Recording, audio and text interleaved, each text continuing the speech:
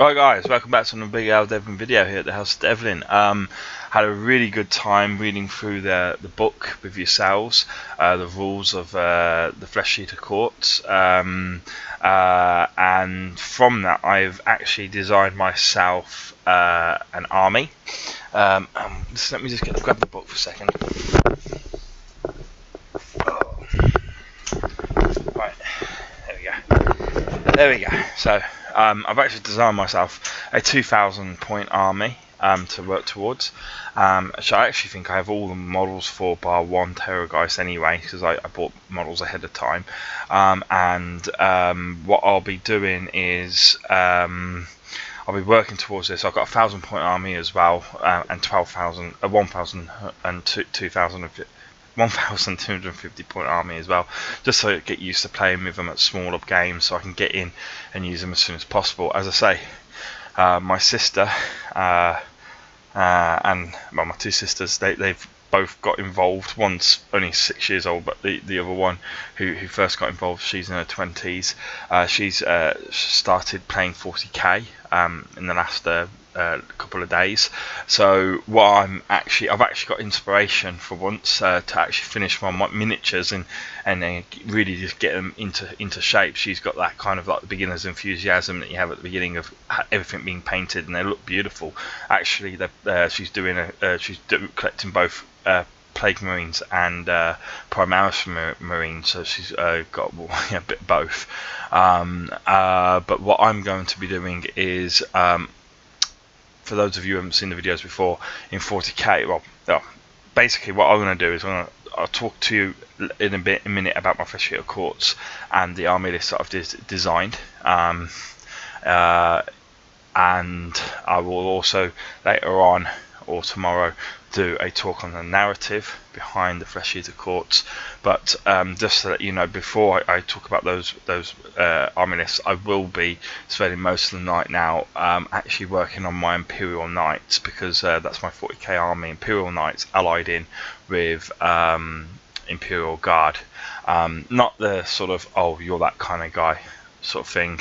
I've got some really cool models which I'm hoping to share with you guys at one point.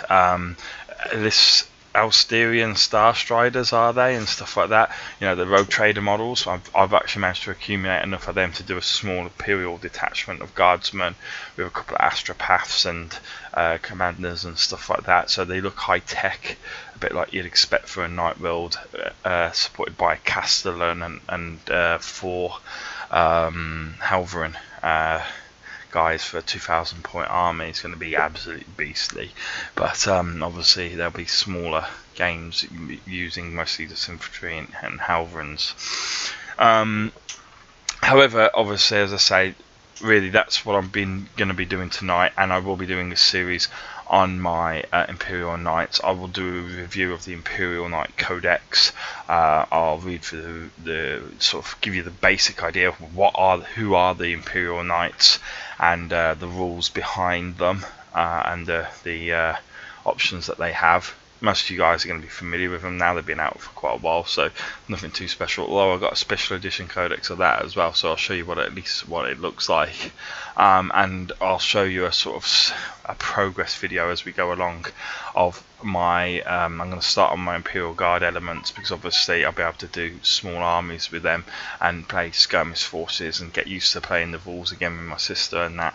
But I'm going to start work on them, and it's going to be absolutely brilliant. I can't wait.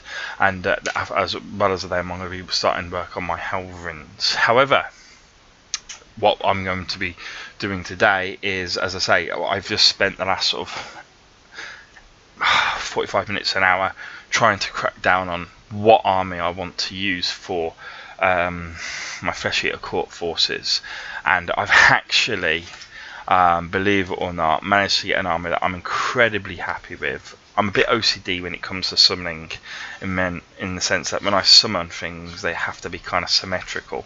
That's why I liked it when you could summon you know, you could use your command abilities twice in one turn, despite only, and bring in, you know, your regiments from either flank at the same time. So summoning for me is something that is a bit of a sort of a blessing and a curse at the same time. I can't handle not being able to bring, you know, on symmetrical amounts of troops, but what I do have is I have an army and a battle plan to go with it. It's basic and it will evolve over time most likely, but I try to get in as many war scrolls as possible, like the royal family. I do like that one. It's quite simple and easy to do. I love the royal menagerie. I love the Ghoul patrol, and I think it's the Ghoul, the King's Guard as well. But you know what, you only have so many points that you can spend, guys, as you know, and so forming an army list, really you kind of have to look at it and kind of go, well, I wrote down everything initially in pictorial form that I wanted to include in my army, which kind of looked like this. These are terrorgeists, these are ghouls coming on, being summoned. Well, one of them's being summoned by the Archregent. The other one's part of a ghoul patrol. These form up the rest of the ghoul patrol, and just one random unit. Courtiers in there, or around there, and possibly horrors if I could fit them in, and possibly coming on from the flanks, either more ghouls coming from aberrant ghoul kings there around my Archregent in the centre. Sorry, there we go, that's a bit better. Or having crypt flayers actually there from the very beginning. This was kind of like a wish list, if you want, if you know what I mean, of everything that I wanted, and it's something that I can aim for maybe like 3,000 points or something along those lines. But obviously fitting all that in is impossible, really. Fitting all that into one army is going to be very, very difficult at 2,000 points. So I simplified it and managed to come up with this. Now, I know it's not written down, but it shows you in pictorial form roughly what I sort of want to do, and it comes to exactly 2,000 points. So I've got no extra command points beyond simply what I have from what I start off with and what I have from my warband battalions. At the front of my army, I'm going to have 3 units of 10 ghouls, so not a lot of ghouls, okay, and I'm going to be the Gristlegore Grand Court, okay, as you can probably tell by these are terrorgeists, okay, so you can probably see how many terrorgeists I've got. But at the front I've got, I don't need these because I've actually fulfilled my battle line choices in having 4 terrorgeists, but I'm having at the front as a screen to my general essentially, and as a first wave, hopefully that will get ignored because the terrorgeists are a lot more scary than ghouls. I'll have 30 ghouls as 3 units of 10, each led by their own courtier. Okay, Cryptgas Courtier, and so they'll be able to maintain their numbers. Hopefully, they may run off, they may get killed unit by unit and picked off, but that's no problem. If they're firing at them, they're not really firing at these or what's behind them, which is important because I'm going to have an Archregent as my general. My Archregent is in the first turn going to be placed upon the Carnal Throne, and is then going to use that to summon in for free, so no use of command points, 20 ghouls. Okay, they're going to come on and surround him and act as a bodyguard for him, and they're going to be the second wave of ghouls that hits the battle lines of the enemy.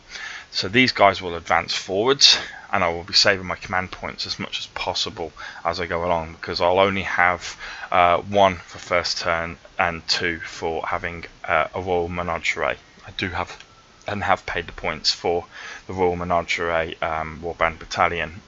These guys are going to buddy up, so they're going to be 5 inches apart at all times.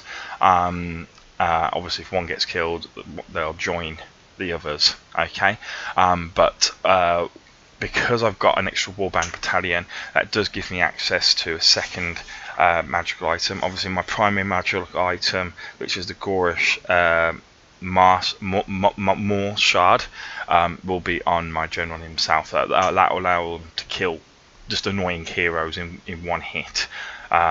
Yes, it gives them a small chance, but a chance is still better than no chance at all, right?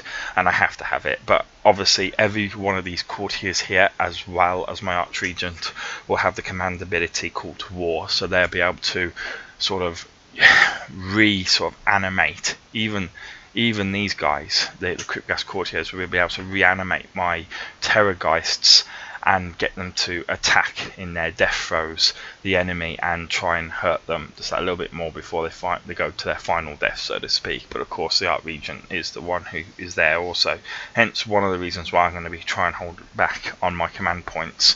I'm not going to be using them to speed my troops up or anything like that, and I'm not really going to be using them for Inspiring Presence, because at 3 units 10 ghouls, I don't really care if they run, as long as I've got 1 or 2 left in each unit, doesn't really matter. 3 Cryptgas courtiers are more than enough to replenish them back to full numbers. They're actually going to be a lot tougher than you realise. You're going to have to dedicate firepower to get rid of them. You can't just throw a few arrows or rocks or whatever at them and just hope, yeah, okay, that's a couple dead, I'll deal with them next turn, because they're just going to replenish their own numbers. But then what happens is, as I'm summoning these ghouls here, and what happens is these guys rush up at you as fast as possible, charge into your lines, and do whatever little damage they can do. I'm not expecting much out of them, but at the same time, if they do something, then fantastic. Then they've done more than what I've expected. But they'll hold up your lines, pin you in place for these guys. Okay, and they'll come in, and then these guys are going to actually use their shrieks more than anything before then going into combat to soften you up as much as possible. As this is happening, the second wave of 20 ghouls, it's a unit of 20 ghouls led by an Archregent himself, will be advancing up as fast as they can to join these other ghouls. Now what's interesting is, as I say, because of my Royal Menagerie, I'm allowed a second artifact of power. Okay, I'd also be allowed 2 mount traits, but as it says here, mount traits can only be placed on those that can only be placed on Royal Terrorgeists or Royal Zombies that are mounts to essentially vampires. So otherwise I'd give 2 of these guys traits. It's a shame. If I could, I would love to give 2 of these traits just so that they heal quicker, just make them harder to take out. Probably put ones on the flanks, ones so that they heal quicker, so these ones die first and so are more likely to be affected by that, as I say, call to arms or whatever it was.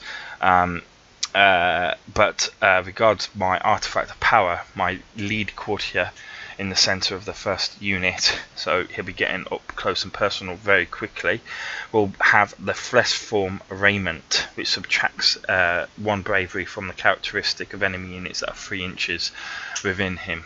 So he's going to engage in combat as quickly as possible, or at the right time at least anyway, so that the Terrorgeists can come and target this sort of high priority target that's going to have -1 to their leadership. Or if he can affect multiple units, then they'll split their shrieks and try and take out 2 or 3 units with their shrieks as much as possible, at least be as effective as possible.